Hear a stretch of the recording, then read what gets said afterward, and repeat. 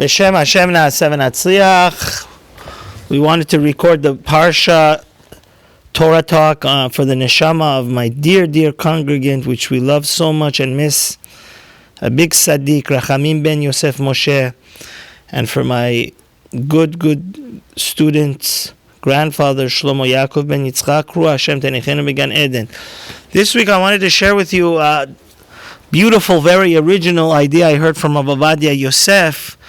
I think it's important we should bring out ideas that are new and original. In the end of the Parsha VaYeza, when Lavan, Yaakov Avinu's father-in-law, runs after him because his daughter Rachel, our matriarch, Rachel Imenu, had stolen her father's idol, the Trafim. It says that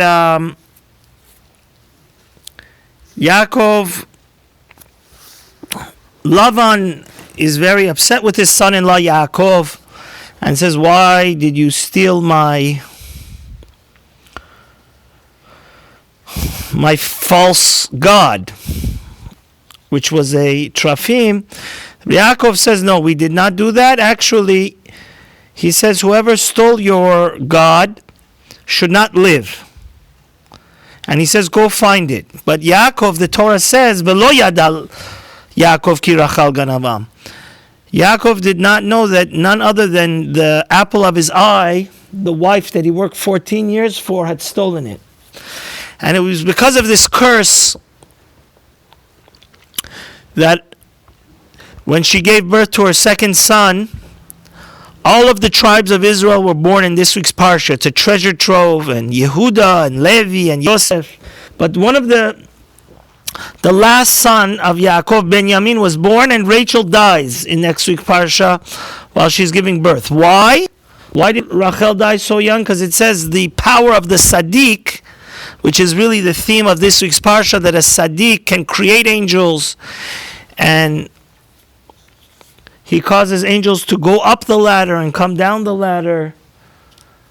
A Tzaddik, even if he curses by accident, the curse unfortunately comes true. So since he had cursed the person that stole the idol, he didn't know Rachel stole it. His curse came true, and his own wife died at the birth of his youngest son, Benjamin. So Rav Ovadia says, what do we learn from this episode? He says, we learn from here that Rachel sinned. Rachel made a miscalculation, which she paid the price with her life with, and we have to learn not to do that. And that is, Rachel should have asked Yaakov. Yaakov is the pillar of Torah. We know each one of our avot, our patriarchs, are a embodiment and personification of a wonderful attribute. Avram is kindness. Yitzchak is self-sacrifice and self-control for God. Gevuran, Yaakov is rachamim, mercy, and he is the pillar of Torah. Yaakov should have been consulted, and she was Yaakov was the rabbi of the family. He was the greatest Torah scholar of the world, Rav Ovadia says. This act of vigilante was not correct, to just steal her father's idol, and she ultimately paid her price. So he said, it's such a shame, Rav Ovadia said. He was almost crying. I remember when I heard it from him in the class in the Yazdi shul, he said that it was such a shame that she didn't consult with her husband. And you see from here how terrible miscalculations and mistakes happen. Because imagine if Rachel would have simply asked her husband, like every Jew has to, when you're in doubt, ask your rabbi. Rachel should have asked her husband, which loved her so much, is it the right thing to do? Is it halachically, ethically, according to God's law, the right thing to do is to steal my father's idol? And Yaakov would have told her no. Because she failed to make the question and make sure she was doing the right thing, a greatest tragedy happened. Such a wonderful, righteous woman, which was the mother of two of the most righteous sons of Yaakov, tribes of Israel, Yosef and Binyamin, she passed away.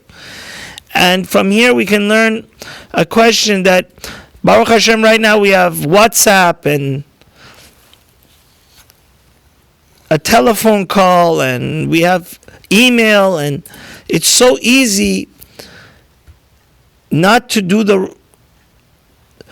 make halachic decisions that we're not sure based on our own limited knowledge. We could always, when in doubt, we should always ask. That's the lesson Rav Ovadia writes. And even if you see the greatest hero and vigilante of the Torah was Pinchas, that he killed Zimri, but if you look in the Gemara Sanhedrin, he asked Moshe to make sure that what he was doing is right. There's no harm in texting, calling, emailing, or any which way, asking your rabbi if you want to do something that is controversial or something that you're not sure about.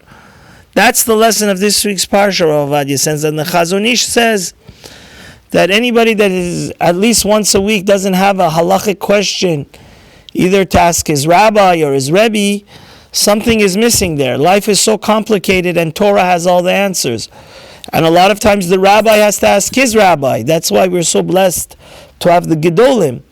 And a lot of unfortunate Chilul Hashems have happened, where especially people that were Bali Tshuva and knew nothing, they created very harsh and strict, they went above halacha just because they were being too zealous and too strict, and it caused people to get a bad taste for Judaism. So when in doubt, we should always ask, and if Rachel would have done that, she would have been alive, lived a longer life. May Hashem help us and always make sure that we make decisions, correct decisions, not in a rush. Amen v'amen.